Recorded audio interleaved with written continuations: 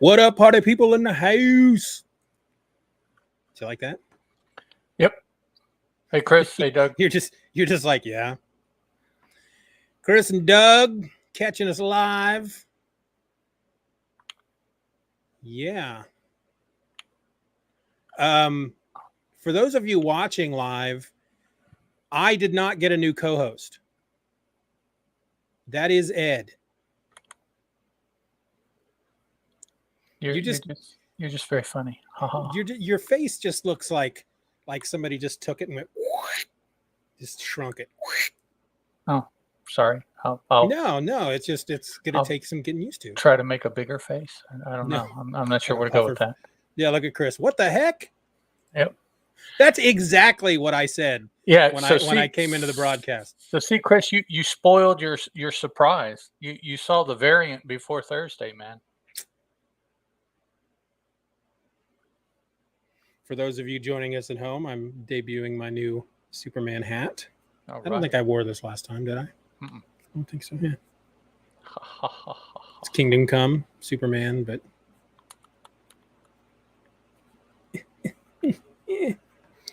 all right. Well, I got my notes pulled up. Do you got the notes from SharePoint? Yes, sir. Oh, I should probably open up Audacity. What do you think? Well, I just started mine, so yeah. Might be better to do so on your end than my end.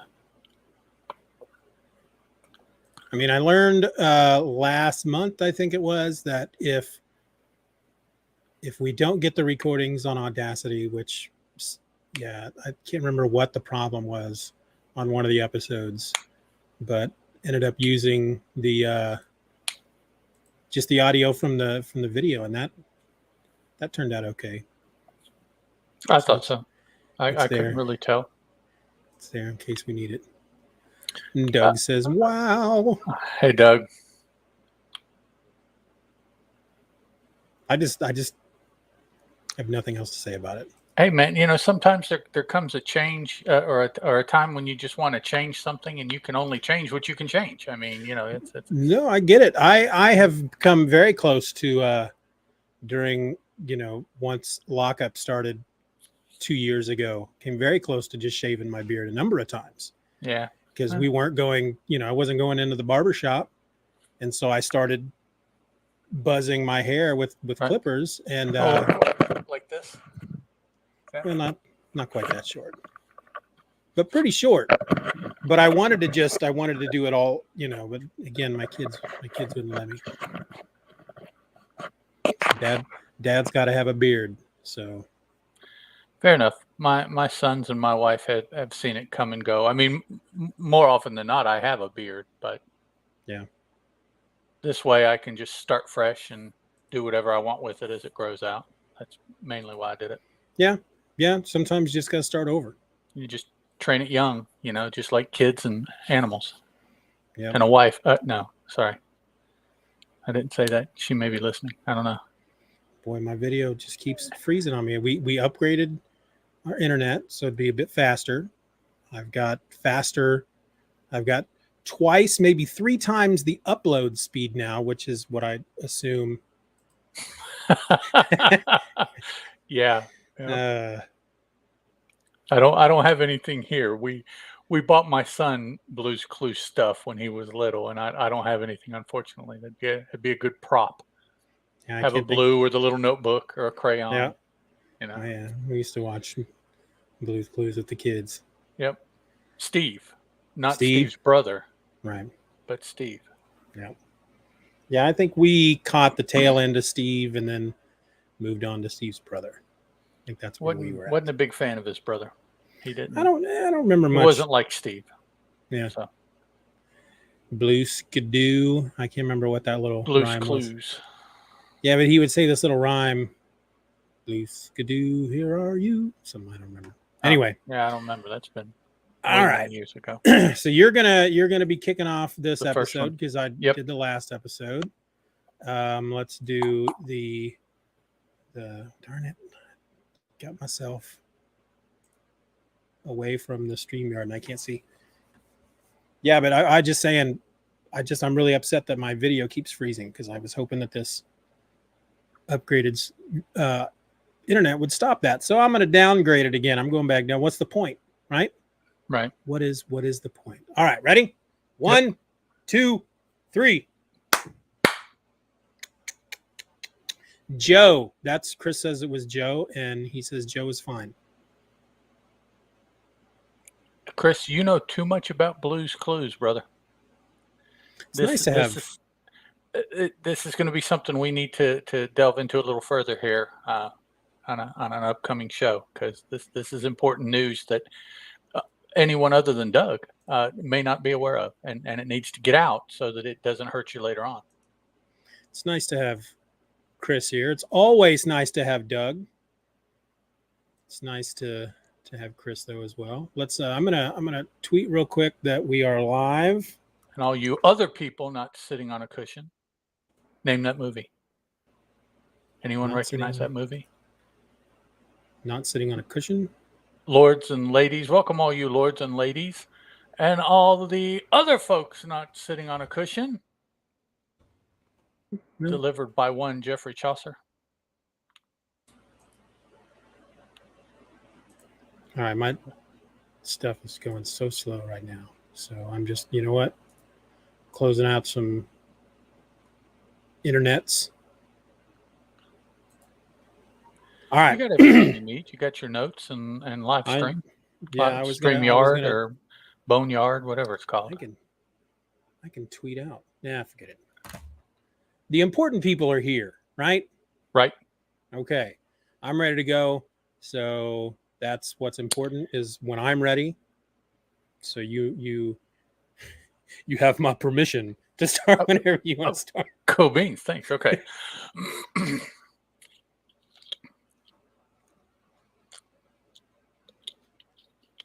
And it was A Knight's Tale that I was trying to allude to. That was the movie. Yeah, with Dead Joker. Heath Ledger. Yeah. Yeah. Mine and my son's, my youngest son's, one of our favorite movies together to watch. A Knight's Tale. All right.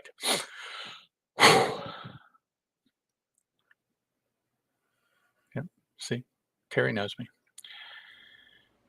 You're listening to the Superman Super Show, episode 17, Superman Meets the Ultra-Humanite. Hello and welcome to an all-new episode of the Superman Super Show. I'm a host. My name's Ed, and 1,000 miles over there to my left is another host, Mr. Steeven Orr. Howdy. And Steeven, although on the podcast you won't know this, but he's sporting a new hat too, by the way. A Superman themed hat. Yes. I am sporting a hockey team's hat from a local team. It was my birthday last month. This was my birthday present. All right. Congrats, man. Thank you. What are you, like 20, 21 now? Are you legal? 20. It was a big 30. one. Yeah. Oh, okay. Yeah, it's the 30. 30th anniversary of your 20th birthday. That's right. That's right. So for our banter portion, I have a little something. Okay, banter away. We have a review over on Apple Podcasts. Oh, cool beans. It's actually been up since June 18th. Okay. I just happened to check the other day, and I saw that we had a review. So I thought I would read that out for everybody. It was put out there by Radio Superman. Radio Superman. He actually signed his name to it, and since that's viewable to the public, I will say his name, Matthew Cody. And the title of the review is Super Dynamic Duo. Ed and Steeven are what? I was going to say, I thought this was a Superman show, not the Dynamic Duo. Well, he's confusing us. Wait a minute. Super Dynamic Duo. Oh, okay. That makes us better than the Dynamic Duo. Okay. The adjective it makes all the okay. I got you. He says Ed and Steeven are reviewing Superman's adventures, starting with Action Comics #1 and moving forward. This is the 4th podcast I have listened to that has decided to cover the Golden Age, and I'm glad to say this is a fun podcast where the hosts have a good rapport, nice senses of humor, and a great deal of affection for the source material. Because I like to read the comic before I listen to a podcast based on I read that wrong. Because I like to read the comic before I listen to a podcast based on it, in most cases, I like the fact that they give a brief synopsis of the story. I'm here for their reactions, insights, and commentary about the comic, and I haven't been disappointed. I also enjoy their banter and like the fact that they interact with the listeners and feedback. So take flight. And then he has in parentheses, eventually, because Superman didn't fly right away, maybe just jump as high as you can with the Superman Super Show. It's a great time. Many kind words there. Thank you very much. Appreciate that. That was a nice review. I think that pretty much covers everything that I hope that anybody listening to us takes away. I mean, not that I would be knowledgeable. I don't really care about that. Although I guess if I wasn't, it wouldn't be, but the banter and enjoy listening to the stories and the synopsis and things like that. That's good. Cool beans. Yeah. Cause this is not a history podcast. This is not I guess, informative podcast. We're not doing a panel by panel. Right. We're not educators. Yeah. We're not, academics that are dissecting the sexual proclivities off screen of Superman. And, no, that's. Whoa. Yeah. Sorry. Took a turn there. That I have more banter, but I'll save that for the next episode. Okay. Banter times 2. Banter concluded. Chakunk. All right. So today we are ching ching. Oh, sorry. Today we're looking at Superman Meets the Ultra-Humanite, which appeared in Action Comics number 14. This was written for us by Jerry Siegel, penciled and inked by Paul Cassidy. Nobody, unfortunately, has ever been able to track down who colored or lettered it. Maybe one of these two gentlemen. We just nobody seems to know for sure and is willing to step out there and say so. Action Comics 14 was published by DC Comics and has a cover date of July 1939 with an approximate sales date, thanks to every comic book podcaster's favorite website, Mike's Amazing World of Comics. Thank you, Mike, for having such an amazing site that everybody uses, and if they don't, everybody should use. Agreed. And I realized today, as I was putting these notes together, I think I have failed each and every time we've done an episode to put the link to Mike's Amazing World in the show notes. So, okay. Mike, I apologize. We will fix that. And the on sale date, according to Mike, is June 2nd, 1939, with a cover date of July. So not a real big spread of time there way back in 1939. Whereas now we used to have 3 months. I don't know that we have 3 months anymore. Is it still 3 or is it now 2? I don't know. Since we've determined that the point of the cover date versus the sale date is to determine when to take the book off the shelf. Right. That was all a newsstand thing. I don't think it matters much anymore. So, well, I know previews is now 2 months in advance, whereas it used to be 3. So I just wonder if that is indicative of perhaps the lag between indicia and actual calendar date. I don't know. Chris, you may have run across this information and may be able to educate us. I was about to say, maybe listener Chris Parton knows. Or for that matter, Doug or Terry, if either of you guys know, go ahead and if you're watching live again, feel free to leave your comments, ask your questions as we go along. We like audience participation. All right. In this issue, Superman travels down into the subway where a tunnel has collapsed. He discovers that a wall was constructed of inferior materials. Further up the track, he sees someone also inspecting the wall who is beaten up by some thugs and thrown into the path of an oncoming train. Superman saves the gentleman. The man tells him that he is City Inspector Hughes, who believes that the Star Company, which built the tunnels, used improper building materials. He also believes the two thugs were associated with the Star Company. Superman travels to Star Inc., and not to be confused with what is it? Star Laboratories in current Star Labs DC? and Star City. Okay, yes. Now they might, they might eventually be a link, but right now those don't exist as far as we know. So. Right. Superman travels to Star Inc. and comes across the two thugs who roughed up Inspector Hughes. He threatens their boss by dangling him out the window. As he does so, the two men throw him and the boss out the window. He cushions the boss's fall, then grabs him and jumps back up to the window. He makes the boss write out a confession, but the two men have already escaped. He tracks them down, and just as he's about to catch their car, it becomes invisible. But he notices some tracks heading to a deserted shed, and sure enough, inside he feels the outline of an invisible car. As he wonders about this, a trap door opens, which drops him into a machine that encases him in crystal.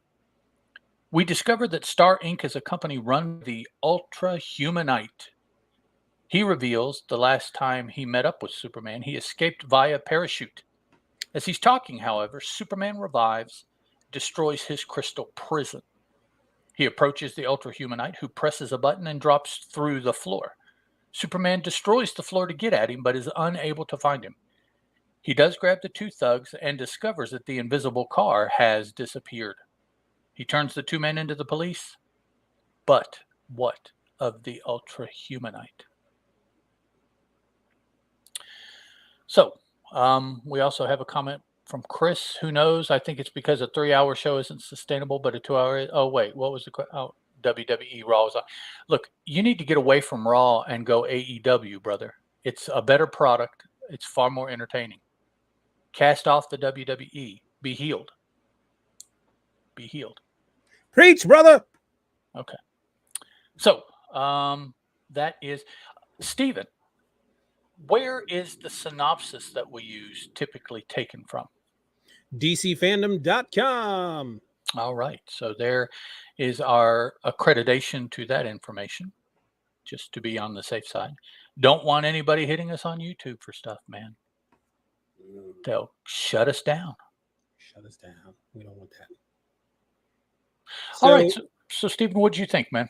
This was fairly typical for what we've seen so far in Action Comics. Superman finds some injustice, some corrupt entity that is doing something wrong, and he goes to put a stop to it. I made some notes as I was reading this because there were a number of moments that I found fairly funny. I think my favorite panel in this entire story is panel number 27. And it's after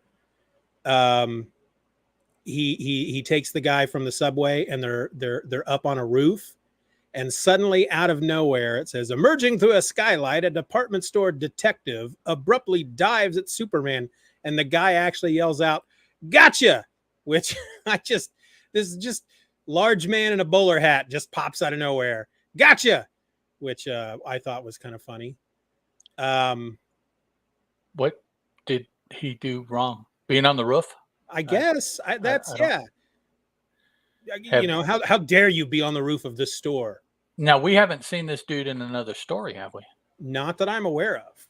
Okay, so it's not like a lingering thing that Superman destroyed a store somehow or something in apprehending somebody, and the house dick here said that he thought he would that he'll get even with them or something. None of that. Okay, yeah, Not that I'm aware of.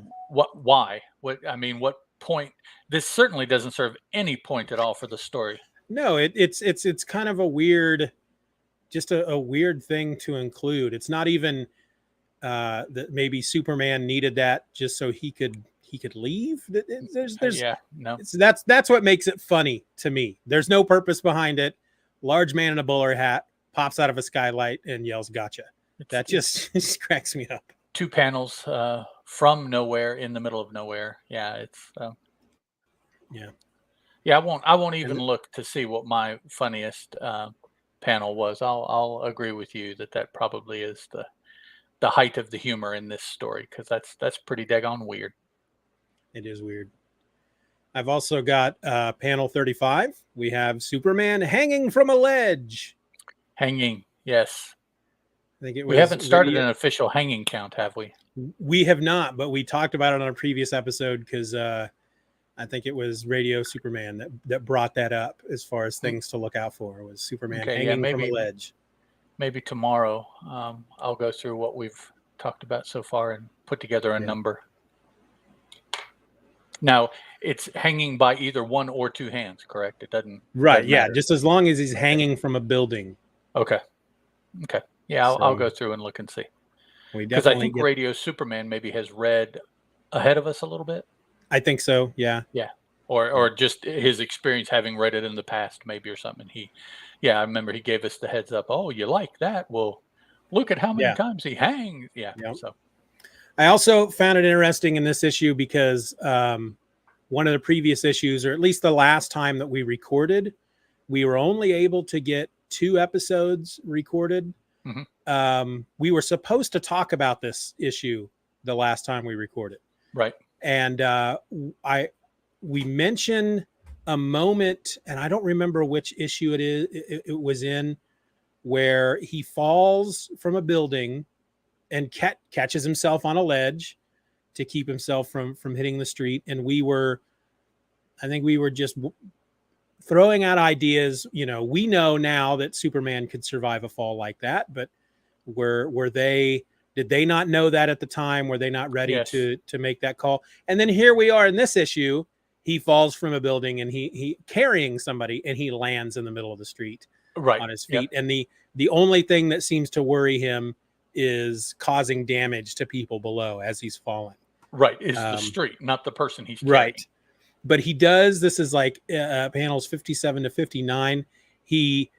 As he hits the ground, a streetcar runs into him, and he is such a powerful man that the streetcar immediately starts to tip over, but he's so super fast, he's able to run around to the side of it and catch it and set it upright. I thought that was prop it and push it pretty back cool. Now, there are certain moments, there's certain moments in these books, and one of them was when he caught the bullet, when somebody was firing a bullet at Lois. There are certain moments in these stories where I think they do these little things that really impress upon you how powerful Superman is, and I think that those moments are done very well, and I think this was one of them. The fact that he falls from a building, lands on his feet, a streetcar runs into him, goes to tip over, and he's able to quickly run around to the side of it and stop it from tipping over. And I don't know, found it impressive. Panel 60. I think a regular human being would probably have a dislocated shoulder at this point. Yes. I mean, even though he can only jump, he's only holding dude by the wrist. So I think perhaps Superman owns that arm now. I think is what happens there. So for those of you who don't have the issue in front of you, Superman, after righting the streetcar from falling over, the guy Hughes, I think his name was, he jumps back up to the building with Hughes and literally just grabs him by the wrist as he's leaping. And I feel like what we're missing in this panel is a word balloon coming from Hughes, where he's going, ah! His arm is being ripped out of his socket. Yeah, that's yeah. The last thing I had, and let me get over to it, was panel 81. So I guess I should also say, actually, I had one other note that I skipped, and I wanted to talk about the title of this story. Despite the fact that we're over halfway through with this collection, for new listeners, Ed and I are reading these stories using the Superman in the Golden Age collection. Despite having the big hardback, volume 1, despite being over halfway through this collection, despite the fact that every time I put show notes together for these shows, I go to the index to get the titles of each story. There's a bit there that I've never noticed, and most of the titles to these stories have little asterisks next to them, and then a little note at the bottom of the page that says these titles were originally untitled and are titled here for reader convenience.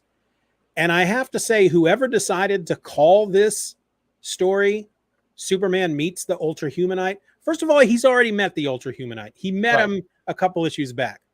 Yeah, and this is not like the second. This is like the third time-ish. Yeah, second or third. Yeah. And that's right, Chris. Come with me, crack. And then the man screams. Yeah, basically. Superman's halfway to the building and he looks down and realizes he's just holding an arm with nothing attached to it. Superman owns that arm. Yeah. But whoever named this story should be slapped in the face, because for those of us reading these for the first time, the last time we saw the Ultra-Humanite, he apparently possibly died in a plane crash. They couldn't find his body, but to me, it's almost kind of a big reveal in this issue when the Ultra-Humanite shows up, because Superman follows those guys out to the ramshackle shack out there in the country and falls through the roof or whatever into that box. And you're like, oh, the Ultra-Humanite, he's alive. But we already knew that because the title of the story is Superman Meets the Ultra-Humanite. So you're talking, you're making a reference to in when was this book published? 2010, 2016, 2016. Yeah.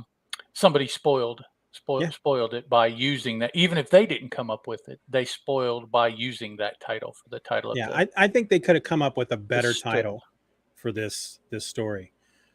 But once we meet or we learn that the Ultra-Humanite is alive, so Superman, well, first of all, did we mention, I can't remember, the synopsis mentioned that the car that he's chasing suddenly goes invisible? Yes.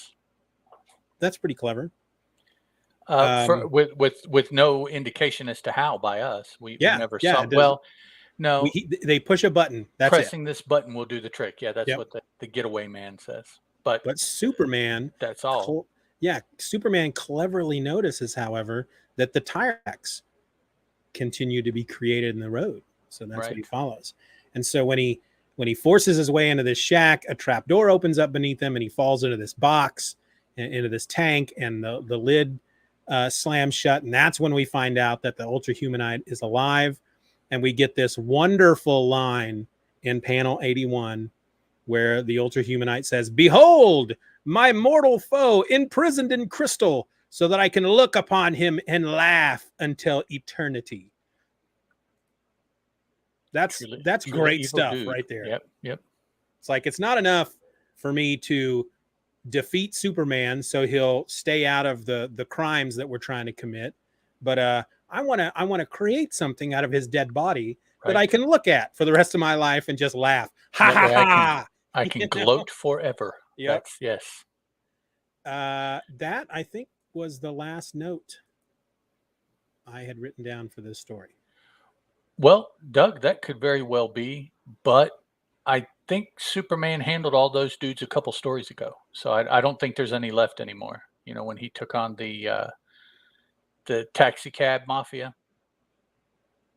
I think that was the bad driver story. Although I will say that it comes up again in one story. Yeah, one more story probably that we'll get to tonight. How campaigny Superman can be. He just gets this idea, and it is the absolute worst thing that has been imposed upon society at this particular moment when he thinks it, and that's all he needs, and he goes off, you know, busting down doors and breaking jaws, and you know, it's just like, he's very impulsive. Oh man. And sometimes it doesn't seem like it necessarily takes a whole lot. Now, you know, with the car, he was friends with someone, I believe, that was killed in an automobile accident. That was the impetus. Okay, well, that's very, very heartwarming that this seemingly immortal alien became so attached to his pet human that he because that's got to be how he looks at it. I mean, come on. That he went crusading to right the wrong of his pet human. So Now, he was raised by a kindly couple in Kansas. That has been this established. I this don't is think true, they mentioned Kansas, but but good wholesome, that's right. heart of the country kind of upbringing, cornbread and taters and corn and yep, I agree. That's Not that I am making fun. There is nothing wrong no, with any of those things. no, that's I eat them ad nauseum. So I'm not yeah, allowed to eat corn. But oh, that's you'll one get of there. the big reasons I love Superman so much is that unlike a character like Batman, who, I mean, he may have been raised just fine, but the whole Batman, his whole deal is ultimately he doesn't want anybody else to have to go through what he went through as a kid.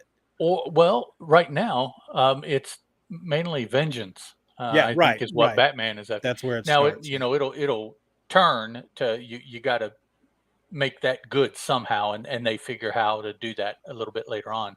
But right now, it's just it's vengeance. It's yeah, or justice with a an asterisk.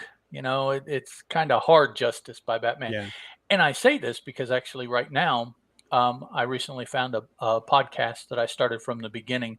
They're about somewhere between 25 and 30 episodes in, and they're talking about Batman from the beginning. yeah, Um, so I've been reading. Actually, I read a couple tonight before I read our Superman issues, and it's interesting reading these two characters in approximately the same time frame. yeah, Um, and how the but anyways, yeah. So Superman, I've always thought of him as a Boy Scout. That's how he comes across to me. He's a yeah, super Boy Scout. yeah, And so even now we see that he is being used as um, the foil to raise awareness of apparently issues that are striking these guys as they're living in Cleveland or living in yeah, Toronto or wherever they're living. These are issues that are in the front of their mind, or they wouldn't be yeah. writing about them. Right, So exactly. Yeah, just like m- we've talked on another show that I'm a part of, how a lot of the contemporary books are these dark and dreary and kind of post-apocalyptic, and if you look at our world over the past 2 to 3 years, I could see that kind of thinking, I guess, would be relevant in a lot of people. yeah, Russia and being sick and economy, and the world is just coming to an end. So let's write about that. yeah. Yeah. Yeah. So, but And yeah, when it's go ahead, when I Steve. speak about when I'm speaking about Superman, as far as one of the things that always made me drew me to the character, I am speaking about like more modern John Byrne era Superman, Mhm. because except for these few issues we've read so far, what is this, issue 14 of Action Comics? I don't. Mhm. This is all the experience I have with anything really pre John Byrne. Pre-burn. Yeah. Yeah. So for me, it's always been with Superman. It's the fact that he was just raised uh, in such a fashion that he looks out for others, and that's really kind of his big thing. Now, granted, a lot of times people are, from Burn on, they're throwing him against like dark side type villains and whatnot, but in the end, despite the cosmic baddies that he seems to go up against a lot, in the end, you can just boil him down to, this is a guy who was raised to um, believe that helping other people is the right thing to do, and so that's why he does it. Right. He didn't have a mom and dad gunned down in front of him. He didn't have a Uncle Ben. He let a criminal go, and that Right. criminal killed his Uncle Ben. He didn't have something like that. It was just that's Completely. just the way his parents raised him. Yeah. you know? Completely different reason that he's on the Yeah. track he is. And I Just just completely I've different. always liked that. All righty, man. I don't really have anything more to add, I think, than we've already said. How about you? No, let me just look at it again real quick. Okay. Yeah, we learned that the Ultra-Humanite survived because he had a parachute. He's really not in, for a story called Mhm. Superman Meets the Ultra-Humanite, he's really not in this story for more than a half a page or a full page. Right, yeah, Once you put all the it's not panels even together, half it's the story that yeah. he's in. It's yeah. But he encases Superman in crystal so he can have something to laugh at for the rest of his life. Superman immediately flexes his muscles and busts free, and the Ultra-Humanite pushes a button and he drops through the floor and he escapes once again. Yeah. So, Hey, Stephen, put up Doug's comment there. I oh, think that's an important one.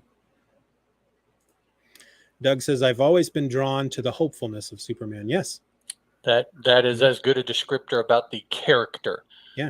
and the character inside, not the character of the comic book, but the character of Superman. Yeah. I think that is as succinct as you can put it. Um, that's what Superman is. That's what he does. That's what he exemplifies. That's what he, whatever adjective you want to put there. Yeah. That's Superman. So, And I think it was John from John Reads Comics over on Twitter that mentioned something to the effect of that's one of the reasons they refer to him as the Man of Tomorrow, because he exemplifies a better future. there's always hope for tomorrow. No Yes. matter Yeah. what we're going through today, it'll be better tomorrow. Yeah. Yep. Yeah. For those of you watching live, is my freaking camera just freezing like all the time? Is my video just constantly freezing? Because every Not that time I I've look noticed. up, I'm frozen, and I'm always it's always frozen as I'm blinking or looking, and it looks like I'm just exasperated with everything you're saying. It's like it looks like I'm just constantly rolling my eyes. So yeah. No, it doesn't look like it's freezing all that much Okay. to me. It has grabbed a couple times, but not. I Not have to real long, again though. comment about your newly shorn face, because Yeah. you at least through this internet window, you look a lot like a dude that I was best friends with in high school. Not the guy we talked about before we started recording, but it's just that's I think why I'm having such a weird time with this, because you look Sorry, like man. this guy, and I'm just like, I can mask up if you want me to. I no, can no, get no, a, no, no, no, I can put no. on a balaclava if you want me to bring it all the way Ooh, up on my eyeballs. maybe we should start next time we get together, we should start recording in balaclavas. That would okay. The unknown hosts. I have several Paper that have bags with the patterns on them, and they would be much Yeah. more interesting to look at than me, I'm sure. Well, so I could do that. Well, that's your opinion, mister. I could be that guy. All right. Yeah, I don't have anything else. So All right. Doug says he hasn't noticed that you're good. freezing on. Which brings a point. What was the Dr. Pepper dude's name that was the computer generated that kind of glitched and jerked during the Max commercials? Headroom? Yes. Did you see where he's coming back? They're No, I bringing him didn't. back It's with the same guy? original actor. Yeah. Nice. Matt Yeah. Frewer, I think his name was. Yeah, like Amazon or somebody like that is gonna. Nice. I think that came out of SDCC this past weekend, but it No, I wasn't a haven't heard big announcement. But yeah, I've seen that a couple times. Okay. Sorry about that. All right, we do want to thank everyone for listening to this episode of the Superman Super Show, and every episode that you have listened to previously as well. If you want to drop us a line, ask us a question, or just shoot us some feedback in general, you can send an email to the Superman Super Show at gmail.com. All one word, no spaces. You can also reach out to us on Twitter over at Soups, S-U-P-S, Super Show, or come join the fun over on the forum at forum.justanotherfanboy.com, which we recently started a couple threads over there that seem to be very popular, I've noticed. Steven's much more than mine, but he's a much more interesting guy than I am, so it's to be expected. Well, I think it's just that my comic is easier to get a hold of. Could be bigger fan base, I think, too. More people over the years have read. Do you want to talk about? Tell everybody what we're doing over there? Because it was totally your idea. Sure. What one of the kind of podcasts that I listen to the most and enjoy the most is called an index show. The host reads and talks about a comic book with the idea, theoretically, that those people listening will read also. And then there will be some form of interaction, usually, comments or emails sent or tweets or whatever. But it's kind of like a mini book club. It's not one of these big, we read a big trade paperback kind of book clubs. It's just a read along. And so I thought, well, I'm wanting to read more books and do something with them other than just reading them and setting them aside. Mhm. So I thought, well, this is a cool idea. We'll start a section of the forums where each comic book title has its own thread, and then you can comment on each individual issue as the person reads it, whether it be either of us or someone else if they want to start the same thing.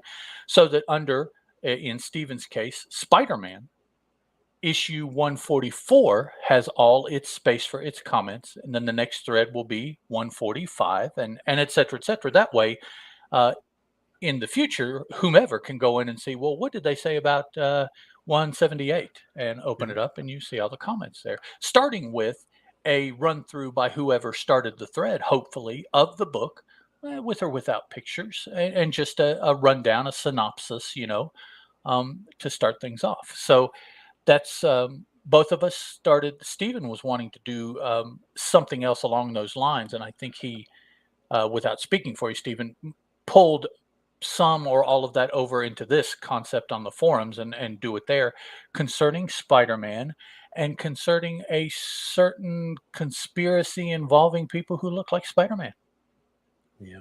Not to The completely give it away. I think I described it as the most reviled Spider-Man event in history. Indeed, indeed.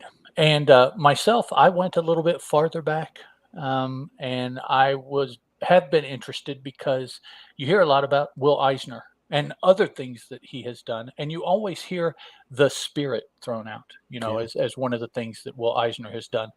His graphic novels, those seem to get more attention than the spirit, but everybody mentions the spirit, but nobody Oh, yeah. talks about it. It's just, Yeah. he had a movie, so I mean, people thought he was big enough. The movie didn't really do very well, but Yeah, I never saw it. um, and so I thought, well, I've put together over the years, I think enough between 3 or 4 different sources that I can read the spirit from the beginning through beginning being 39 through 1952, maybe. Um, his weekly paper appearances, newspaper, not the other comic books that will come out in series and things Yeah. like that, but the original spirit stuff. So I started a thread starting back in June of 1939 with the first spirit thread, and am basically doing the same thing. Yeah. So those two boards, if you want to call them that, I think have gotten the most looks recently, but also the most traffic consistently over the past couple of days that I've seen generated on the forum. So Yeah. that's cool. Chris says, "Oh man, I need to get in on this." You Yes, do, Chris, you you do, do. Chris. You need to do some And painkiller Jane over there, dog. exactly, I will say to anybody who is a member of the forum, and if you're not, you should be. If you have a particular run of books that you want to do this, the category is called "Let's Read Along." Um, I have, because I'm the admin of the forum. I have to go in and create the board within the category. So if, for example, Chris Parton, if he, which I don't think he's a member. Now he has had trouble logging in since the Really? very beginning. And I've been after him to get it fixed, but he hasn't gotten it fixed. But he has suffered some tech problems with getting Well, logged that in. I can see that just making you.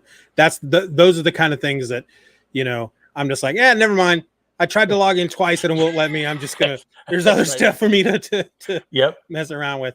But you know, if you're a member and you have a run of comics that you would like to do this with, be it whatever. I'll use ElfQuest as an example. I want to do one of these for ElfQuest.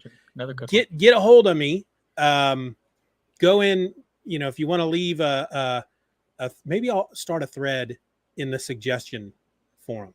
That would work. if folks want to get one started, then I'll create the board for them. And Yeah, because what Steven has to do is he has to set up that specific comics board. yeah, And then whoever wanted to do this idea, can start with the issues going forward. But the main, and it has to be done that way so that each issue has its own folder, and everything in that folder responds to that one issue. That way there's no 2 or 3 posts later, somebody comments about something 3 or 4 posts before or anything like that. It keeps it a more linear running conversation. Yeah, let me see if I can. Damn, Chris jumping on wholesale. Chris is like, I got 3 right off the bat: Painkiller Jane, Cyberforce, and Dreadstar. See if I can share the screen. Everything on my end is running so slow. I'm really kind of upset about it. Oh, don't get. I'm gonna cry. Don't get too wound up. Oh, I never get too wound up. Tech these days is like that. But let me finish here real quick. All the links that I've mentioned for the show will be in the show notes. And so next week, I'm Ed and that's Steven, and we'll finish up this one particular part of the episode. Talk to you guys later. Ciao. So bye. This is the forums, and down here. So you can see it. We've got so here's just another Fanboy Forums, right? And we've got boards for general geekery type stuff. We've got boards for various podcasts that Ed and I do. We got the Legion Project, which is a podcast that Peter Rios and Eric from Longbox Review do. If you're a podcaster and you want a board over here, let me know and I'll think about it. Chocolate chip cookies. See if you're the right stuff, Yeah. And then here's the new category. Let's read along. And we've got the Clone Saga, and we've got the Spirit. And so I have to set up that. So I set up the board within the category, and then you would go in and create each one of those. There's a little intro down here at the bottom, and then each one of these is one week's spread, 7 pages, it turns out, of the Spirit. I do a couple pictures, but I don't want to run afoul of too many things, so I try to shy away from too much. And then it's a synopsis of the book, and then here are my thoughts. The next post are my thoughts on the book, separate from just the synopsis. Yeah, and you had started yours first, of course, because it was your idea. And after you started posting over there, I thought, well, I'm going to do this for the Clone Saga. So I didn't do an introduction, but I followed suit with you. I did a synopsis post, cover and then my thoughts. So who's that Japanese tentacle looking dude there with the avatar? That's kind of weird, man. Kind of hentai thing going there. Yeah. Not sure if that's safe for kids. Some dude I remember from the Comic Geek Speak forums. Way back with a Sir Avatar, it looks like. That's like old school. Cthulhu. Is that who that's supposed to be? Is that a Cthulhu type? Yes, it is. Because the name is Miskatonic, which is the name of the university in the Cthulhu mythos. All right. Did not know that. Never read any Cthulhu. That is the connection. I'm going to stop sharing the screen. The closest I've ever come to delving into the world of Cthulhu was one of the volumes of Atomic Robo, in which H.P. Lovecraft is a character in the story. I talked about it on Just Another Fanboy. But. I remember. I tried Atomic Robo, and I've just never been able to get into it. I've tried several times. Yeah. But before we waste too much of our banter, let's get going on episode 18, and we can banter on episode 18. Yeah, let me save this file here. Yes, start a new file. I got that up here. For those of you joining us for the first time, Chris Barton, we Ed and I each have Audacity open on our end, and so we record our side of the conversation, as we're talking. That's why we do the clap at the beginning, so it's easier for me to sync the two files up. And so we often pause between episodes. What is this? Episode 17? Does that sound right, Steve? That was episode 17.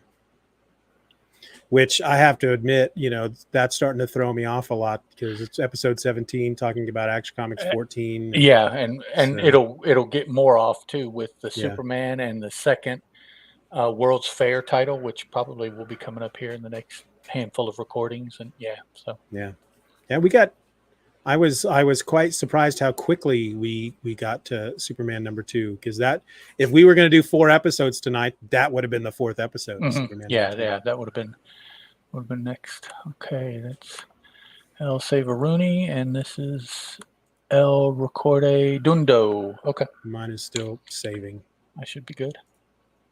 I mean, I could cover those, not all 3. LOL. Sure, you could do all 3, Chris. All you got to do is read the book, throw up a quick synopsis, some of your ideas, and then that's it. Just let somebody else talk, and then you talk. Otherwise, you don't have to talk again. I mean, it's like, well, I did my part for this issue. Moving on. You can always leave a what I refer to as a QPAW review. If you all remember Quiet Panelologists at Work, their reviews were, I read a comic, it was good. There you go. I've started listening to some of those old episodes that they put on the Google Drive. I miss those guys. But that's not all their episodes, so that's kind of sad. All right, are you recording? I'm recording. Okay, let's clap. 1, 2, 3. That was a good one. And I will pull up the notes. Should have just rebooted this freaking computer before we started recording, because I feel like that's part of what my problem is, why it's just running so slow. Could be you got some shit going on over in your part of the country, man. That's hogging up the internet. Yeah. You never know. Could be them Russians hacking. Freaking Russians, man. I'm always quick to blame communism when something goes wrong. Well, assignments late at work, and I say, well, I'm prepared to blame communism if need be. That's it. Just because the wall came down doesn't mean that communists are gone. That's right. Okay. Ready? Yes, sir. You're listening to the Superman Super Show, episode number 18, Superman on the High Seas. Hello and welcome to an all-new episode of the Superman Super Show. I'm a host. My name is Steven, and 1,000 miles over there to my right is another host, Mr. Ed Moore. Howdy. Oh, howdy. That was just perfect. Ed, let me ask you a question. Okay. How much do you pay for a gallon of milk in your part of the country? I don't know. Let me see.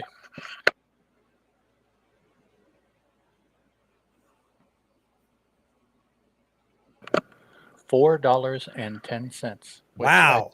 I think is rather exorbitant. Yeah, I think ours it was about 3. Well, if you're going name brand, yeah, it's probably about that much. But if you're going store brand, it's about $3.70 a gallon around here. The cow don't know no different. Right? Yeah. Exactly. Okay. Yeah. Reason I bring it up is for those of you watching live, we were 30 minutes late tonight, and it's because we had run out of milk, and I had driven into the next town over, which is 3 minutes away, to the little local store to pick up a gallon of milk. And I go in there to find there's no milk. Their coolers are bare. So there's 2 small convenience stores in that town as well. I go to one, they don't even carry milk. I go to the other, and all they have are half gallons. And I ended up, they were $3.69 per half gallon. I paid over $8 after tax for a gallon of milk tonight, and I'm not happy about it. But right. I am very much one of the, I have to have a glass of milk before bed. I just have to. You do what you got to do. I mean, yeah. It's not right, and you can bitch and moan about it, but food is like gasoline. you got to get it, and you got to get it. That's you have no choice. So, that's why, even though the prices for these things may be, in my estimation, too high, I don't even try to complain about it, because honestly, I have no choice. My choice has Yeah. been made to do it, and Yep. it's like, okay, well, if that's the cost of doing it, then there we go. Yeah. Terry says that you guys shop at Kroger. At Kroger, yeah, that's where we do Yeah. most of our shopping. And Doug says, "Wow, convenience store markup is real." Yeah, you're paying for the convenience. Yeah. But we have a Kroger branded store over in Lawrence. It's Dillon's. That's what they. Okay. Yeah. But it's a I've heard of Kroger one. Dillon's. Yeah. We'll go there. We'll go there often. But yeah. So was on a quest for milk tonight, and that's why I was delayed. Did you accomplish your quest? Yeah, I paid over $8 for a gallon. Okay. Well, there you go. But milk is the one of the things that I'm not supposed to have on this diet. I can use it when I cook, but I'm not supposed to just drink milk. But again, I can't. Yeah. Look, and you have to be able to sustain the diet. Yeah. And so that's why you have to be allowed to make exceptions, because if not, you won't be able to sustain nothing. I can't have this, I can't have that. Well, don't worry, because you won't keep at that very long. My doctor's cool with it. She understands because I've cut out so much. Right. But it's the milk thing is more psychological than anything else. And I distinctly remember one night last year, I think it was, where I was getting ready for bed, and I open up the fridge and there's no milk. It's like, y'all ran us out of milk and you didn't tell me. So I had to throw some clothes back on and get in the car. Yeah. I tried to handle it. I'm like, all right, well, I guess I'm just going to bed without milk. And the thought of it just got me all jittery. And we live in a super small town, and the town over where I went tonight, everything over there closes down at like 9:30. So this was like 10:30. So I had to drive the 20 minutes into Lawrence just to get a gallon of milk. Big town. Yeah. Yeah. Where they still have sidewalks out. But I'm always interested how much everybody pays for a gallon of milk in various areas of the country. Did you have some more feedback that you were going to throw out? No. Oh, okay. I thought there was more feedback by the way you said that last episode. No. Okay. No, I just had more banter stuff, and one of them was your milk banter. Talk about the milk. Yeah. Yep. Does the body good? It does. Does the body big too. All right. Banter complete. Chung chung. Okay, so today we're looking at a story called Superman on the High Seas. It appeared in Action Comics number 15. The writer of this story was Jerry Siegel. Paul Cassidy did pencils and inks, according to the sources that we can find. Action Comics number 15 was, of course, published by DC Comics. It's got a cover date of August 1939, and according to Mike's Amazing World of Comics, an approximate sale date of June 29th, 1939. Oh, that's barely. That's almost the same month. Yeah, practically. So let me tell you what happened. Clark Kent is sent to Kid Town to write a story about it. He interviews the man responsible for creating Kid Town, a place where underprivileged boys are sent in order to have a chance to rehabilitate themselves and stay away from crime. During the interview, the man in charge of Kid Town says he is in deep debt and must pay off $2 million in 2 weeks in order to keep the town alive. After the interview, Clark Kent decides that he will raise the money himself, but ponders how he will do it. He already has $1 million from when he sold his oil stock back in the Black Gold Swindle issue. Talk about that in a bit. Within minutes, Clark stops 2 men who robbed a bank and is given $5,000 as a reward for stopping them. Later, a wealthy man is walking behind Clark, pondering what to do with his wealth. Suddenly, a car loses control and hits a tree near Clark, and the wealthy man and the tree... Oh, I read that wrong. Suddenly, a car loses control and hits a tree near Clark and the wealthy man, and the tree crashes on top of both of the men, trapping them. Still, as Superman lifts the tree off the man, and he is given $10,000 for saving him. Back at the Daily Star, Clark is sent to interview well-known explorer Warren Kenyon, who just had returned from a treasure hunt. Kenyon shows Clark a treasure map that marks the spot of a sunken Spanish galleon in the middle of the ocean. It is embedded in coral, which makes it impossible to blast through, but the ship has about $1 million of gold in it. After Clark returns from his interview and prints the story about Warren Kenyon and the sunken treasure, he takes a 2-week vacation and plans to get the gold himself. Big Boy Cheney reads about the treasure and plans to go after it. Another gang headed by Marchetti also has the same idea after reading the article and sends Muggsy to keep tabs on Clark Kent. Muggsy learns that Clark is going to take a vacation and follows him to a shipping office where Clark is renting a boat called the Dragon. Whew, this is a long synopsis. Marchetti and his henchmen decide to knock out the sailors looking for work in order to be hired by Clark on his expedition. Meanwhile, Big Boy's mob steals the D-11 government submarine, and they head toward the sunken treasure. The Dragon has arrived at the spot of the treasure, and Clark is lowered into the ocean in a diving bell. After Clark tells the crew he has found it, Muggsy cuts off Clark's oxygen tube. Muggsy cuts off Clark's oxygen tube. Assuming that Clark has died, the crew bring the diving bell up and find that Clark is gone, and there's a hole in the diving bell. Clark had escaped moments before and has changed into Superman. After fighting off multiple sharks, Superman tears through the coral and finds dead sailors and the gold. The stolen D-11 has arrived, and they send 2 men to explore the ship to take the treasure. Hiding, Superman dresses as one of the dead sailors and scares the men into believing that ghosts are after them.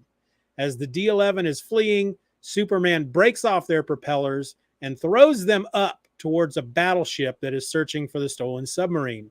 Superman dresses back as Clark Kent, and his crew finds him and takes him back into the ship.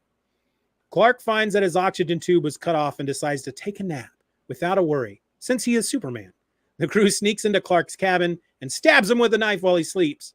As the knife breaks, Clark jumps up and beats the crew up and calls the authorities to arrest the men. The next day, an anonymous donor has donated $2 million to Kidtown and has saved it. Ed, that was a big synopsis. What did you think of this story? First of all, I have to say, with no planning, this week is Discovery Channel's Shark Week. We have hit the theme.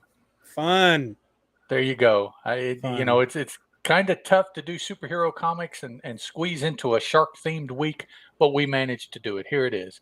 Now, when the podcast comes out, it'll be after. But right now, as we're talking, we're in the middle of Shark Week. So there's our offering for Shark Week. Thank you. Thank you. Brings to mind, when I was growing up, we were always threatened as juveniles. If we went bad, we would go to a place called Pruny Town, which was in the northern part of the state. I would imagine every state has those stories, legends, whatever, of the juvenile male correctional institute that you get sent to. In West Virginia, it was Pruny Town. So I assume that this is very similar to that, although it's not. Kidtown is not for punishment per se, the way this reads, but it could be. And so, immediately, Pruny Town's been closed for about 20 years now. I think they just sent them to regular jail. Yeah. Well, okay. I got kind of a problem with Superman taking rewards. It kind of goes against that ma and pa raising. Yeah. Superman today would not. No need to thank me. It's like, I'll do the right thing for a price. I mean, granted, he's taking the reward so he can use it to save Kidtown. So we don't know if, had that not been the case, the question is, would he have accepted that reward? I think he would have. I don't know. You I know, mean, I think he still would have taken the money and then just added it that's, to the million that he's been holding on that's to. an ends means kind of issue Yeah. there with, taking, Yep. but, so uh, that aside, it's obvious by the way that the story progresses why that is even happening. I mean, he has never, as far as we know, he has never been offered a reward before Yeah. in Yeah. any strip at all. Yep. Yep. That money was money that he, as Clark Kent, invested and made bank on, as righting a wrong, but which he would have anyway. It was an investment, like any Yeah. human being would invest. So that's a different kind of thing. But yeah, every time the reward came up, I'm like, oh, Superman taking a reward? What? Yep. Yep. Um, I do like the gentleman that has so much money, literally, that he says he doesn't know what to do with it. Yep. I'm thinking, dog, let me help. Right. I can. Yep. Uh, I you can. know, I have some ideas. yes, we can talk, and we'll come up with something for you to do with your money. That's not a problem. And he actually says, I mean, okay. First of all, you have these two super coincidences. Yeah, Clark leaves this interview thinking, I got to try to raise this money. And boom, bank robbery, gets a reward. right. And then as he's walking away from that, this, what is it, panel 16, the guy just is walking behind him and he's thinking to himself, how strange life is. Here I have so much money, I don't know what to do with it all. And my existence bores me. Wow. Okay. Wow, indeed. This is in 1939. This is like first world problems right here, Yeah, boy. right, This is right. yeah. Yeah. Wow. His Um, existence bores him. how many years ago, and we have an example of first world problems. Yep, right there. Yep. So, go ahead. Well, I made a lot of notes. I made many more notes for this one that I did any of the other two stories we're talking about tonight. Go right ahead then. I'll say that I enjoyed the crap out of this story, and it had a lot of moments that had me laughing or scratching my head. Panel 2, when the chief tells Clark that he wants him to go interview the guy from Kid Town. Clark's reaction is, say, that is a good idea. I don't know why that made me laugh, but it just makes Clark sound like a real suck up. It kind of comes out of nowhere. It's like, yeah. You're awful enthusiastic, dog. We've all seen Monty Python and the Quest for the Holy Grail, right? Or we should have. If you haven't, stop and go watch it. But there's the moment in the movie when God shows up and tells Arthur that he wants to give him a quest, and Arthur goes, that's a good idea, and God's just like, oh, of course it's a good idea. But it makes me think of that. It's like this, Clark just seems like a real suck up in that panel. That's a great idea, boss. Yeah, that's something Jimmy Olsen would say, right? Panel 11, when he stops the bank robbery, the one of the bad guys shoots him in the chest, and Clark's response is, bullets? Ha! I eat them for breakfast. And then commences to kicking their butts. That was funny. Yeah, he's been getting pretty snotty about his invulnerability here lately. Yeah, he's pretty cocky about it, isn't it? Yeah, it is. At this point, I keep thinking, you wait until Green Kryptonite, dog, and we'll see. Yeah, and I mean, if you're looking at the panel, just look at him. He's standing there with his chest out, and his hands are in his pocket. I mean, he's just casually just chilling, pulling his jacket back. Pulling his jacket back because it's behind his hands that are in his pocket. Yep. He's just like bullets. Ha! Very funny. Wow, dog. Okay. I already mentioned the rich guy whose existence bores him, but one thing that was really odd about that encounter, panel 22, when the tree is on top of the guy, and Clark says, I can't let him die, but if I display super strength, it may give away my true identity as Superman, which just moments before he didn't seem to care about when he let a bad guy shoot him in the chest. and that's laugh it because the off. bad guy's going to be arrested, and then when he tells people, who's going to believe him? But if Yeah, he's out in yeah, public and somebody just sees, that's kind of different. I mean, yeah. But it's not the first moment. I mm, guess the other moment in this book when he displays his superpowers again, not as Superman. It's in front of criminals again as well. So yeah, right, that's yeah. So they're going to be telling the police, yeah, but they're not going to believe him. yeah, that's a good point. Skip forward to panels 43 and 44. So Clark has hired this ship and he needs to hire a crew, and the mob guys show up and beat up the sailors, and the sailors run off. And that's when Clark walks up to the mob guys and says, "You men your men will do on board."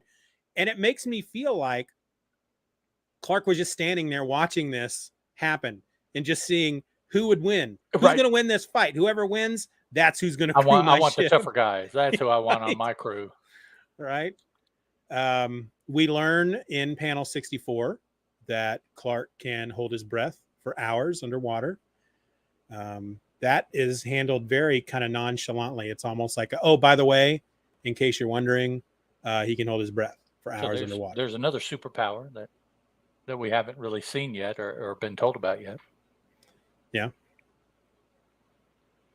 And then let's see. Panel 68, the note I wrote is read the text box. So let me grab. Okay, so yes, this is during the fight when he fights the sharks. And the text box describing the fight I thought was just poetry. Flailing, tearing, Superman beats back and destroys the deadly fighters of the sea who fail to pierce his impenetrable skin and evade his crushing metallic grip. Beaten back, the surviving sharks flee. Superman has emerged victorious. Seems kind of silly nowadays that Superman's fighting sharks, but It is Shark Week. So I it mean, is. you do what Yeah, you got to do to be part, that's right. And That's right. as you were reading that, I heard David Attenborough in my head. Right. Right? That's Funny. Yeah. talking about just Yeah. take the word Superman out and put another animal or Yeah. just leave it open. And I think Attenborough has said that in one of the oceanic things that he's put out. It's has emerged Victoria. Yeah, I'm Yeah, just that's like funny. yep, it's Attenborough script right there. And then I noted the scene where Superman takes the submarine, grabs a hold of it, stops it from moving, tears off the propeller, and then throws it up to the surface. That is, like we talked about in the last episode, that's another moment where I think they have done a great job showing how powerful he is and what he can do. I thought it was it when I read through that sequence, all I could think of was that was pretty awesome what Superman just did. And it's funny because what I thought was he'd be neck deep in the muck at the bottom of the Right. ocean from having Right. shoved that sub. Yeah. There's got to be some back force on that, but he's like, nah, Right. I'm And good. I'll admit the panel where he grabs the sub, reaching out, Superman seizes the sub in a grip of steel, preventing it from moving. And my first thought was, how? He's in the water. Right. Yeah. It's not like he's grabbing onto something else. But this is the Superman that would eventually be on the Super Friends and would fly out into space and grab the Earth by its atmosphere and push it around in Right. space. Yeah. So, Okay. We'll allow it. yeah. But yeah. Those are the only notes. So that's the end of my notes. But yeah, I really enjoyed this story, and I love the coincidences of him just stumbling into money like that. Right. But this was not a typical Action Comic story. No. While he is trying to right a wrong, he's not going out there and destroying something. He's not. Right. He's not aggro. Yeah, he's not tearing a building down and is like, "You're not going to do this anymore." He's he's trying to raise $2 million in 2 weeks to, if this was the Blues Brothers, they would be out there doing a big show in Chicago to save the church. If he were one of the Blues Brothers, he'd have told everybody that he was on a mission from God. Mission from God. Okay, I'm going to segue for a moment here. Okay. I love the Blues Brothers movie. Absolutely. Love it. Absolutely. And it was on TV just the other day, and I caught the last half of it. The whole car chase at the end when they're done at the show and they have to take the money into the Cooks County's assessor's office. That is I told my daughter who was in the room with me, I said, this is one of the single most epic car chases in cinematic history.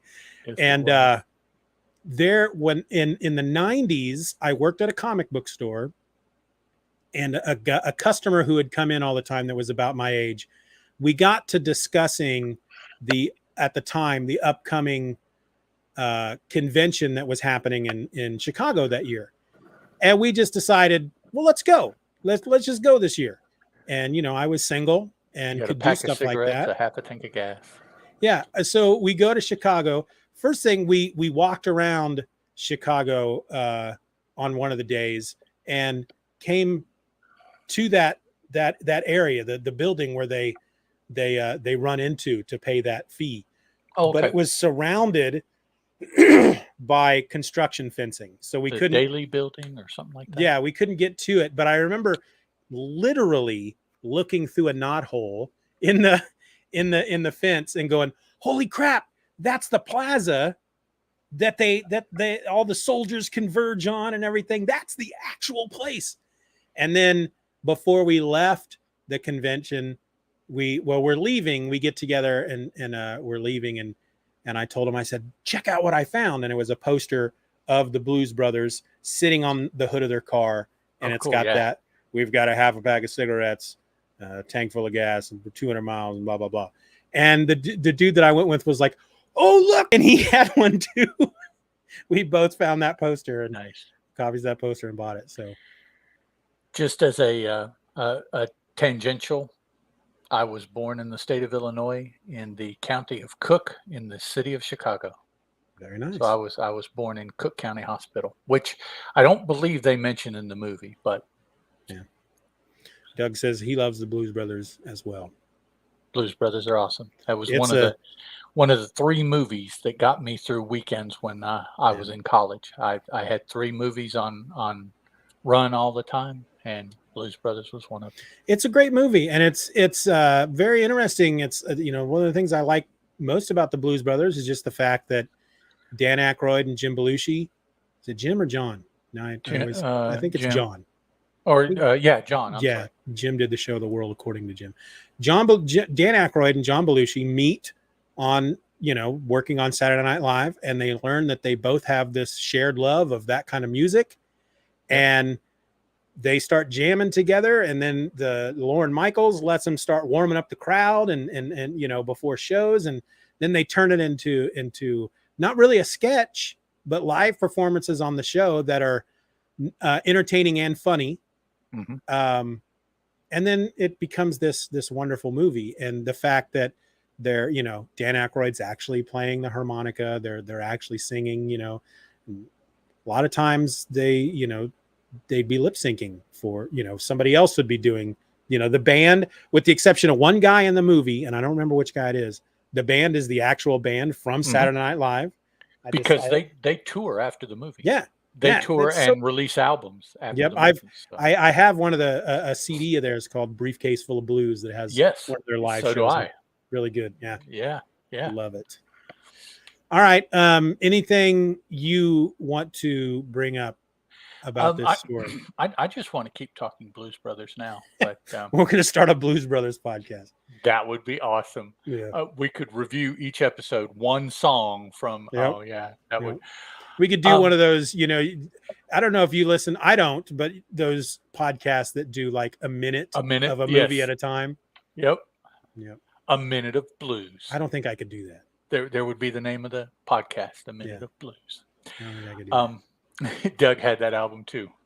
All right. Yes. See, there's a reason why we're all here together. I bet that weirdo Chris Parton didn't. I bet he's not even seen the Blues Brothers. I'm gonna throw that out there. Gauntlet down. Just like that. Bam. No, I don't think there's really anything. I did enjoy this quite a bit because of it did just, to some extent, it just seemed lighter than Yes. a lot of the other stories, because he wasn't on this crusade necessarily. I mean, he was trying to raise money, but he was not on a crusade to right a wrong. And so the whole piece just had a different feel to it, I think.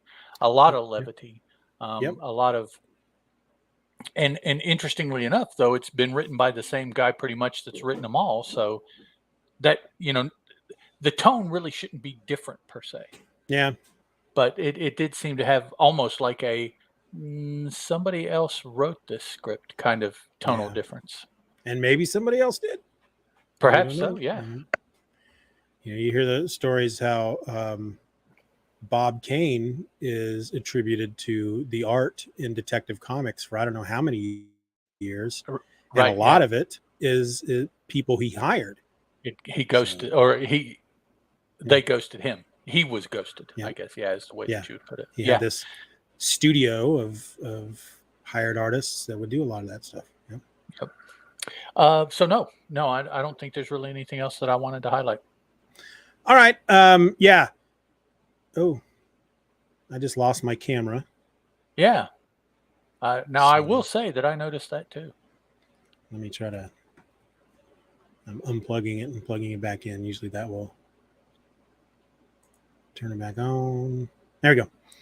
But yeah, I agree with you. Very different. It was a very different story than what we're used to, and I think that's one of the reasons I really enjoyed this one. Okay. It seemed to be. I don't know. He was underwater. First of all, that's pretty cool. Yeah. But yeah, very enjoyable. All right, let me close this sucker out. I want to thank everyone for listening to this episode of the Superman Super Show. If you want to drop us a line, ask us a question, or just provide feedback, you can send an email to the supermansupershow@gmail.com. You can also reach out to us over on Twitter at Soups Super Show, SUPS Super Show. Link will be in the show notes. You can come join us for all the fun over at the forum at forum.justanotherfanboy.com. There is a message board for the Superman Super Show. Come post. Be part of the forum. I think we're up to 18 members. Something like that, yeah. I want to try to hit 25 by the end of August. That's my goal. So yeah, that's it. All the links will be in the show notes. So until next week, I'm Steven, and that's Ed. And this was the Superman Super Show. Ciao. Bye. Okay, let me save that. We'll do this one more because I didn't read any further than. Yeah, I didn't either today. This next one.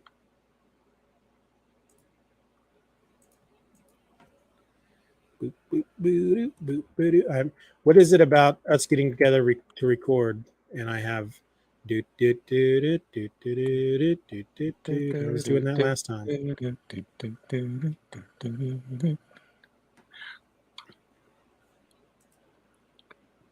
going to edit my name, and while the thing is saving.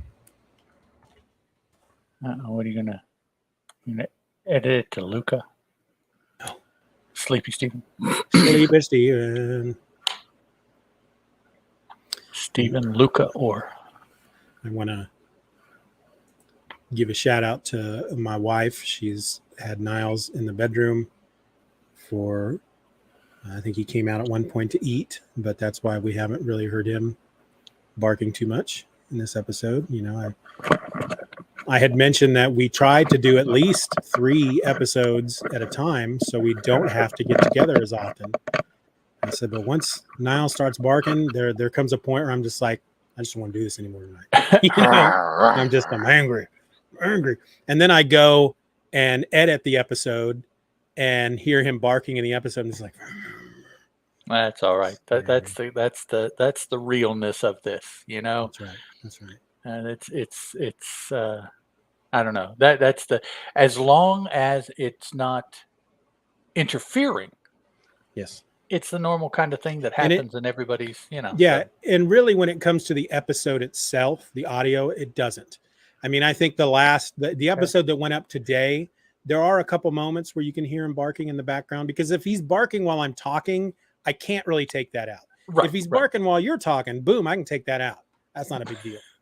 But it just, I don't like having to pause the live stream, to, all right, I'll be right back, and then leaving it up to you to feel like It's you need to fill that space. And it's though it's you do it's you do a it's what wonderful happened. job at it. I Well, thank left you. a lot of that in I think In was in the today's podcast, episode. did you? I usually sometimes I don't. Depends on what you're talking about. But I think this last one you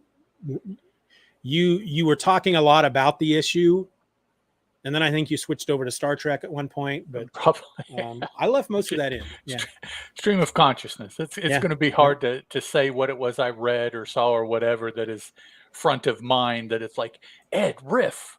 yeah, Okay, well, So. yeah. Okay, I'm ready to go. Okay, let's clap. 1, 2, 3.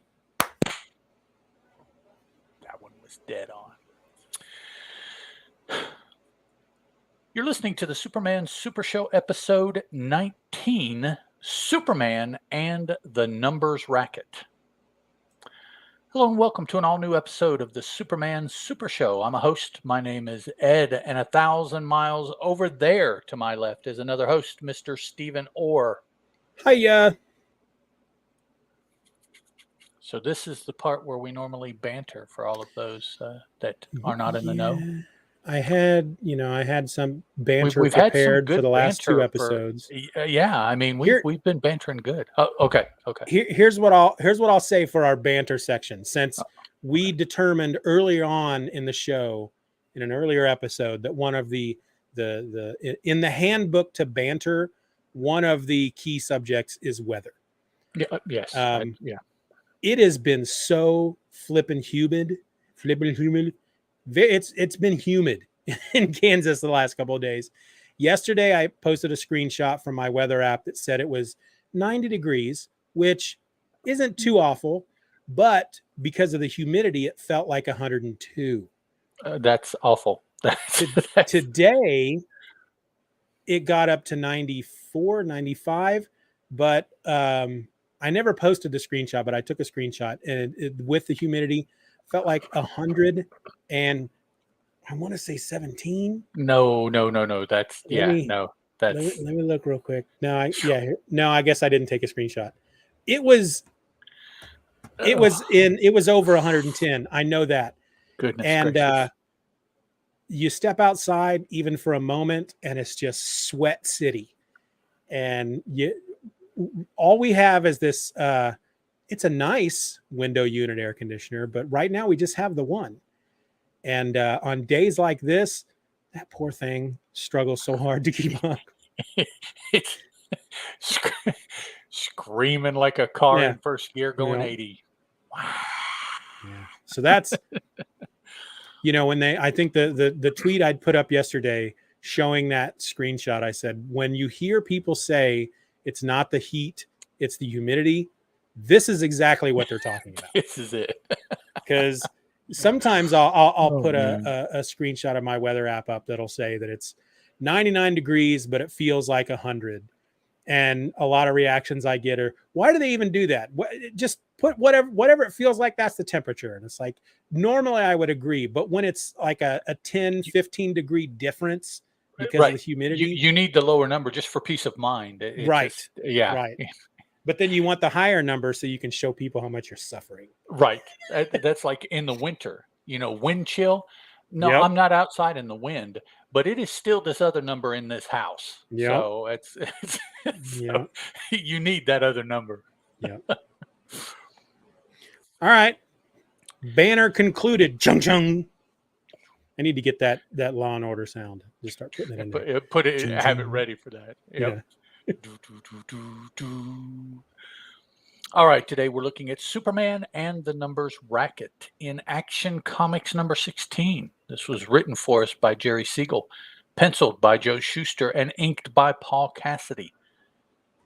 Action Comics number 16 is published by DC Comics and has a cover date of September 1939 with an approximate sale date of August 1, 1939, according to That's Mike's today. Amazing World of Comics. Yes, it is. Hey, That's today as we're recording this. there we go. That's pretty First, neat. we got Shark Week done, and now we got a thing of the dates there, whatever word would work there. All right. In this issue, here is what happened. Superman rescues a man from committing suicide, and the guy turns out to be a thief whose straight life has been completely ruined by his gambling.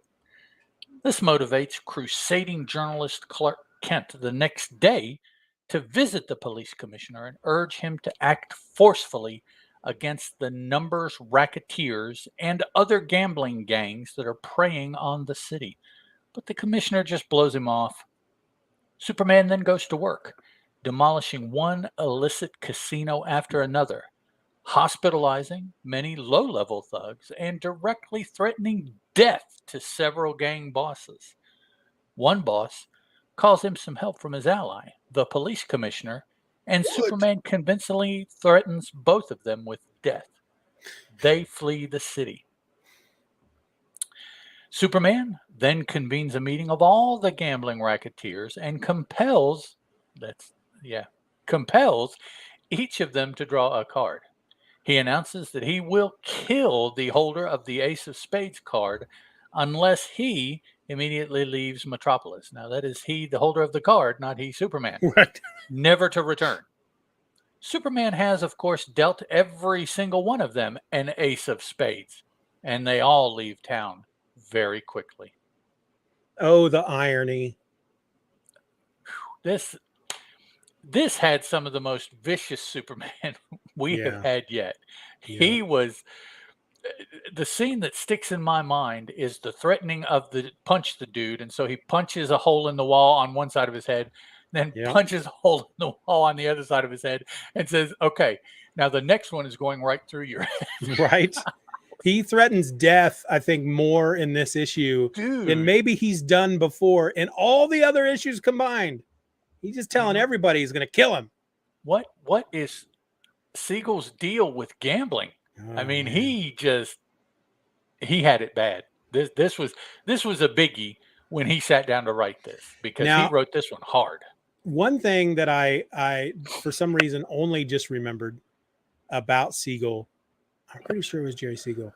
His father was taken from him during a crime.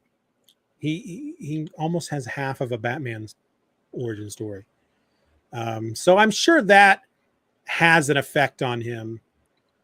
I think I brought up on a previous episode a book that Brad Meltzer had written that had to do with it's a fiction book, but it has to do, it's almost like a National Treasure or a Da Vinci Code, but with comics, and more specifically Superman.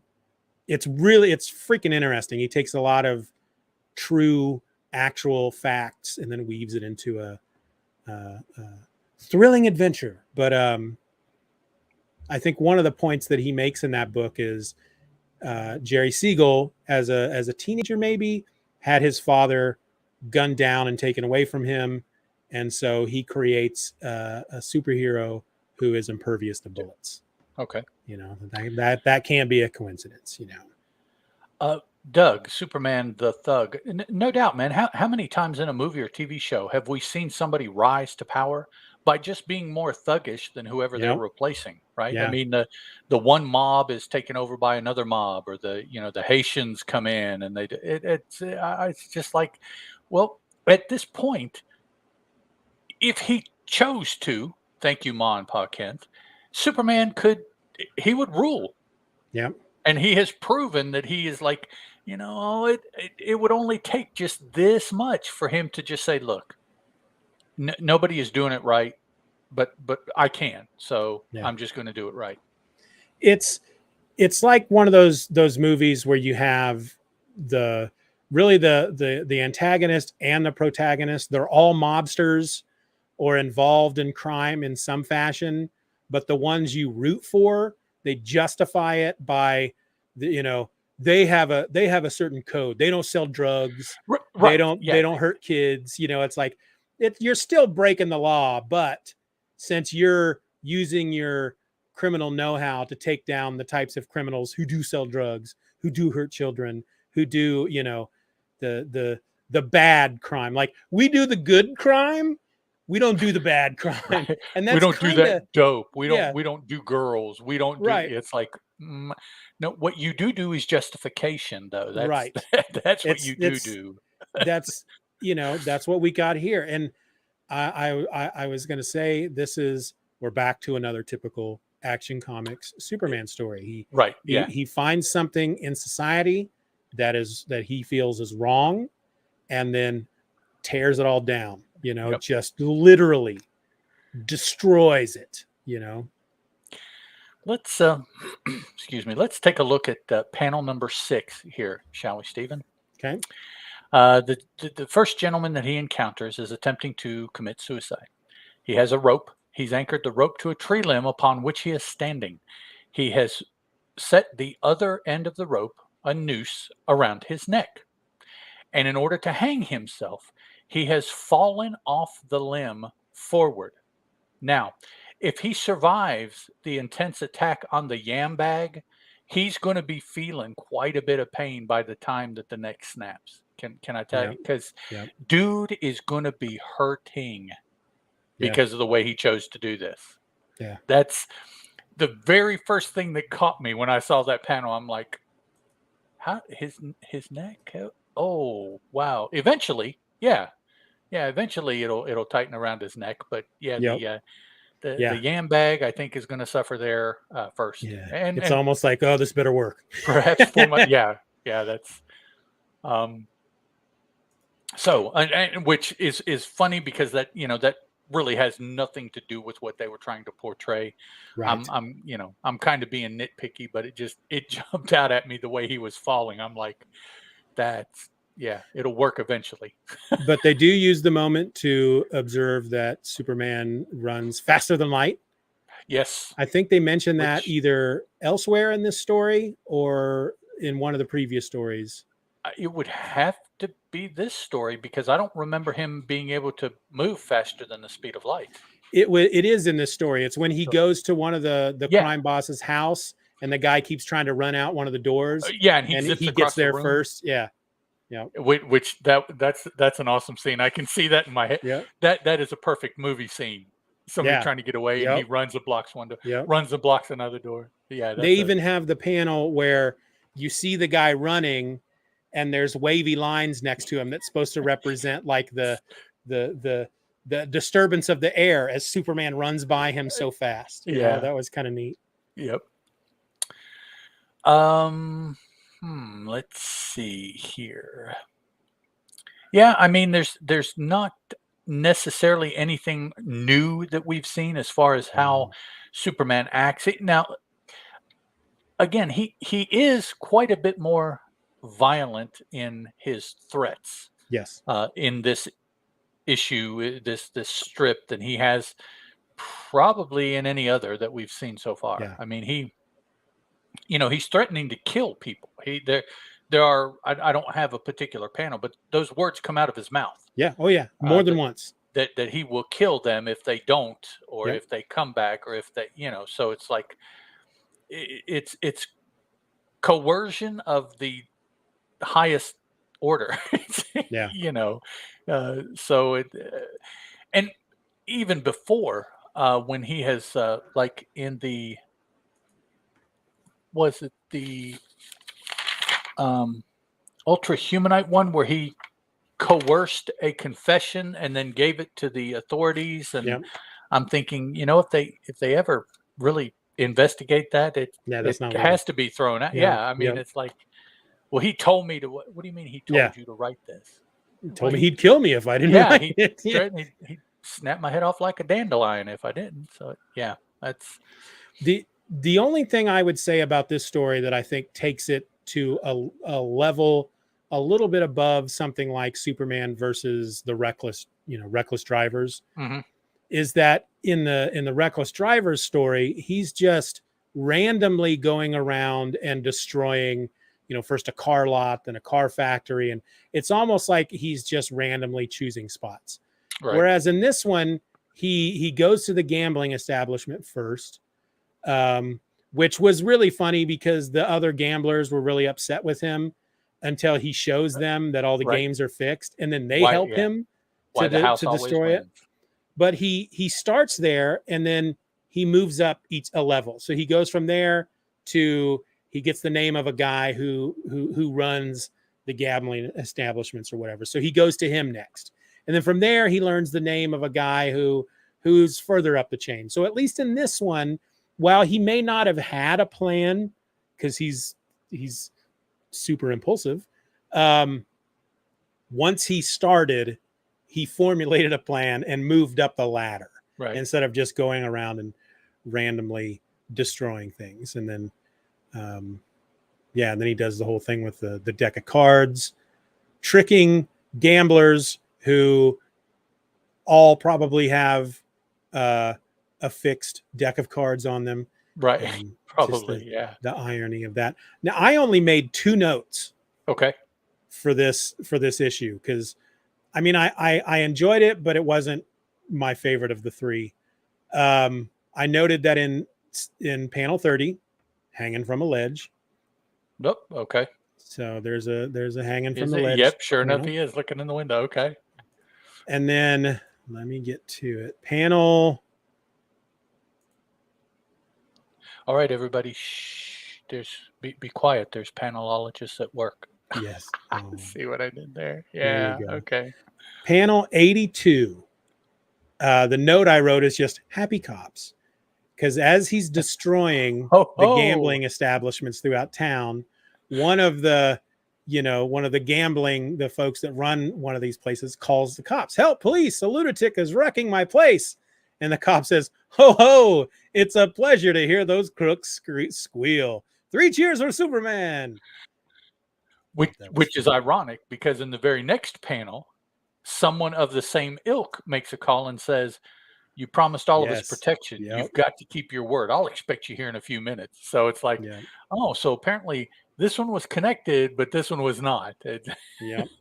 And come to find out, the phone call essentially went to the same place, just different people. Yeah, just a different office. Yeah. This I mean, there were a couple of fun moments in it, but I wasn't as impressed I was with the previous issue, the Superman on the high seas. This one, it's like we go 2 episodes back with Superman and the whole Superman meets the Ultra-Humanite. With the exception of the Ultra-Humanite coming back, typical. So far, very typical Action comic story. We go from there to this really awesome Superman fighting sharks and throwing submarines type and finding buried treasure and dressing up as a dead sailor to make people think he's a ghost. That was awesome. And then we go back to, Superman doesn't like gambling because this guy tried to commit suicide. Superman on a crusade to clean up whatever it happens to be. And didn't he? Let's see. Did he threaten that guy? Yes. The guy. I'm assuming it's the same guy that tried to hang himself. He goes to check in on him, and the guy is telling his wife he's done with gambling. He's not going to do it anymore. Yeah. Superman follows him to a barber shop where the guy places a bet, and he threatens him. He goes, "Quick, hand over your watch." The guy says, "A hold up, eh?" Which is the second time that is said in this issue. A hold up, eh? That's said earlier. And so he takes his watch and crushes it in his hand, and he tells him, "See how easily I crush your watch in my palm? If you don't quit gambling, I'll look you up and give your neck the same treatment." Dang. Yeah. And then he goes from there into the barbershop, and that's where he does what you were talking about, where he puts his fist through the wall. On one side and then the other side. And, Still playing hard to scare. If you don't talk this time, I'll let drive straight at your face. So he's just threatening to kill people all over the place in this this issue. Yep. Just Is that a cat? that was Kitty. Yeah. He doesn't bark though, so That's true. you can't. Unfortunately, you won't be able to cut that out because That's okay. Just I don't know. He just when he goes on these crusades, he seems to. I don't know. It certainly is not the Boy Scout. Mm-mm. You know, I mean, he's doing Nope. for the right reason. I don't question that at all. But because of that, anything he does is fair game. He can Right. do anything because Anything he's doing it. goes. The road to hell is paved Well, with good intentions. You know, not anything goes. We truly haven't seen him outright kill anyone. true. Now, we have seen him hit people. We have seen him throw them probably very far. And He killed those sharks in the last issue, but by breaking their jaws. right. They pried their jaws apart like you would do a T-Rex if you were King Kong. That's right. You know, but yeah, so it's that, and I mean, I certainly would understand you under any circumstances you cannot show Superman killing someone. Right. But if in Superman's action or Superman's inaction, if someone were to expire, then I feel like that has happened. they're bad guys, and they would have come to an end with or without I mean, I'm sure there's all these in the mind of the writer, these justifications. Now you take Superman and you have somebody writing him in the late 60s, early 70s, not for DC, and he's just ripping these people apart. That's what the superhero comic books at times were like then. Finally somebody was given the freedom to just display what it would be like, and that's and that goes all the way on down to today. I mean, you have a television show where they pretty much, that's the theme of the show, called The Boys, and I mean, that's so that's like, well, and like Irredeemable, that's kind of the whole concept there. What if Superman used the whole concept? What if he went bad?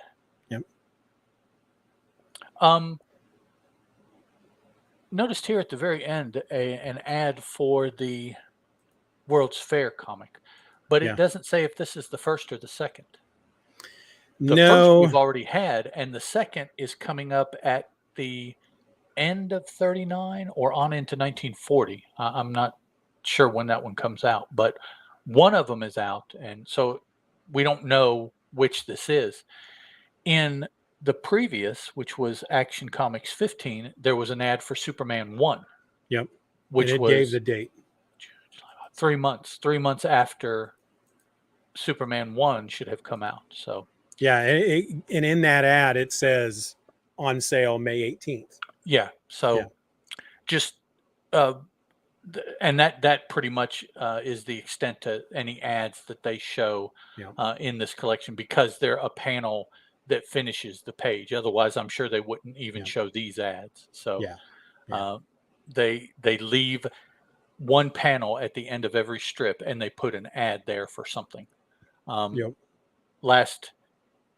Let's see. No, it was Action Comics 14 that had the Superman ad in it, because I believe 15 had a Batman ad. Batman and who was the other one? Was it Our Man? No. Gosh, who was that? Here, let me look up. Sandman. Okay. Sandman and Batman. Which Sandman is in Adventure Comics.